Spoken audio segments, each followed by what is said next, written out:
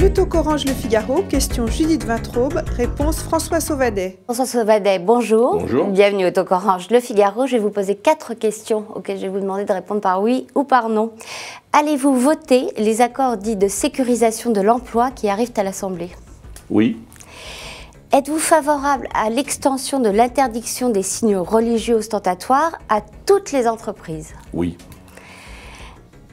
Craignez-vous des alliances entre l'UMP et le FN au municipal? Non. En tout cas, je l'espère. Jean-Luc Mélenchon fait-il du Jean-Marie Le Pen? En tout cas, il fait du populisme, assurément.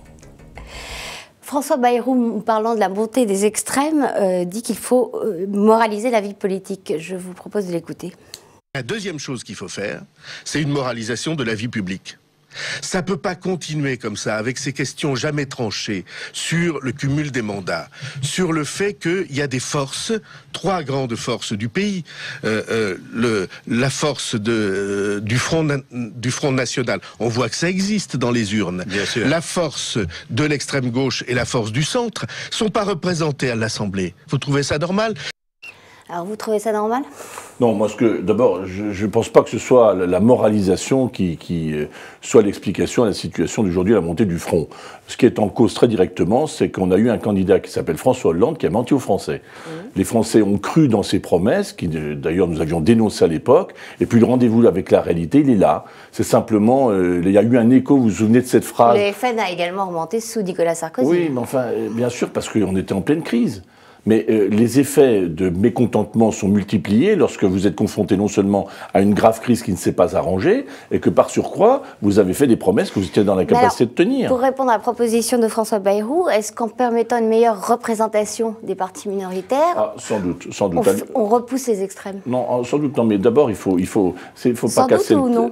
pas casser le thermomètre en disant regarde on constate et dire il faudrait qu'il y ait simplement la représentation. Il faut que tous les courants de pensée soient représentés à l'Assemblée nationale. Je l'ai toujours dit, je le dis aujourd'hui encore, même si on voit apparaître des représentants du Front National. Ce qu'il faut, c'est de s'attaquer au mal. Le mal, c'est quoi? D'abord, ce sont des promesses. Vous vous souvenez de l'écho de la phrase qui avait tant fait les médias avec l'interpellation de François Hollande à Dijon?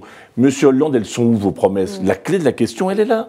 C'est qu'il n'a pas été au rendez-vous des Français. Et pire, les décisions qu'il a prises dogmatiques ont aggravé la situation. Donc nous, ce que nous proposons comme chemin, c'est de profiter et de repartir à la reconquête de l'opinion, et ça se passera notamment au moment des municipales. Vous avez un peu hésité quand je vous ai demandé si vous craigniez des alliances entre l'UMP et le FN. Oui, je vois bien les tentations. Il y a eu un sondage d'Atlantico selon lequel 51% des sympathisants de l'UMP souhaitent ces alliances. Oui, je vois bien les tentations, mais j'espère que chacun saura répondre de manière démocratique. Le Front National existe dans le panorama politique, mais c'est un parti d'extrême droite, comme Mélenchon, est à la tête d'un parti d'extrême gauche. Est-ce que la bonne réponse, ça va être de s'allier à des partis d'extrême pour répondre aux problématiques des Français qui supposent un large rassemblement national, mais responsable? Enfin, franchement, est-ce qu'on regarde les propositions du Front National? Est-ce qu'on va sortir de l'Europe, de l'euro, dans la crise qu'on traverse et dans la globalisation? Les recettes du Front National nous conduiraient, et comme du Front de gauche, dans une impasse totale. Est-ce qu'on va s'allier à des gens qui conduisent à des impasses? Je crois que la réponse est clairement non. Elle doit être non. On va parler de l'état de vos relations avec l'UMP. Est-ce que vous allez systématiquement soutenir les sortants UMP au municipal? La règle, ça doit être la réciprocité.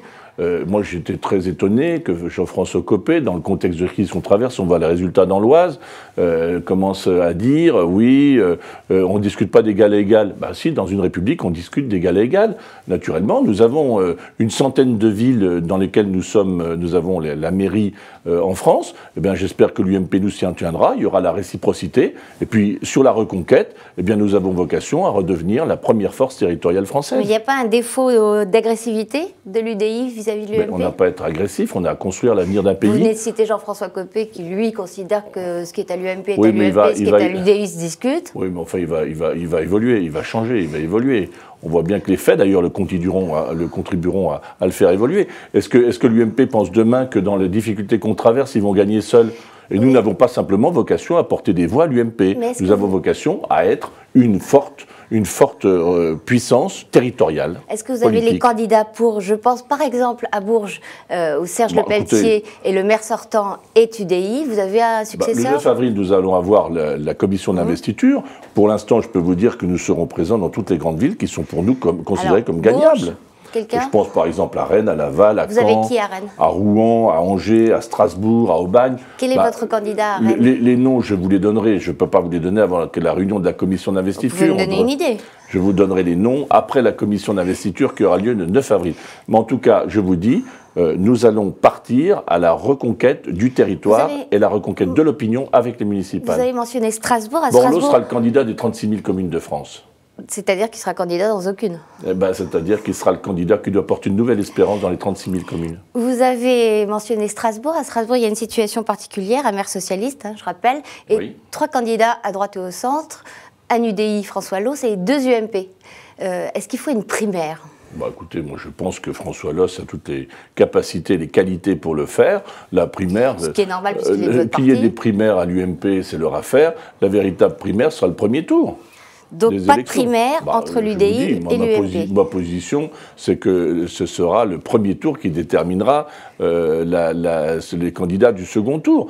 On ne va pas commencer à se livrer à des primaires internes au sein de l'UMP. L'UMP a ses primaires internes, il s'y livre, et puis la vraie primaire, c'est le premier tour des élections. Vous avez cité également Paris. Est-ce que vous êtes en mesure de revendiquer des têtes de liste? Écoutez, Paris, vous le voyez bien, la situation est très complexe.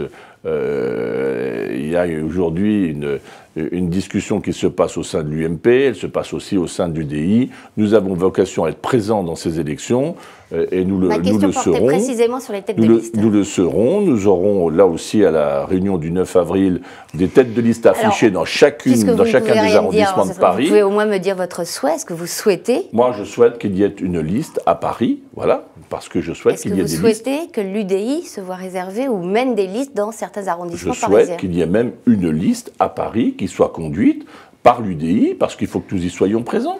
Avec qui à sa tête? Yves Pozzo di Borgo qui est... Yves Pozzo est un des élus qui compte dans Paris, il n'est pas le seul, puis d'autres peuvent venir à Paris, je pense notamment à Ramayad, je pense aussi à Chantal Joanneau, je pense à des talents qui ont toute leur force de conviction à déployer ici aussi. Chantal Joanneau, elle semble avoir renoncé. Vous, si Ramayad persistait, vous soutiendriez sa candidature? Je suis prêt à la soutenir naturellement, parce que c'est un vrai talent, une vraie compétence, une vraie personnalité. Et je pense qu'elle a de vraies bonnes idées pour l'avenir du pays. François Sauvadet, merci beaucoup. Au revoir et à bientôt. Merci.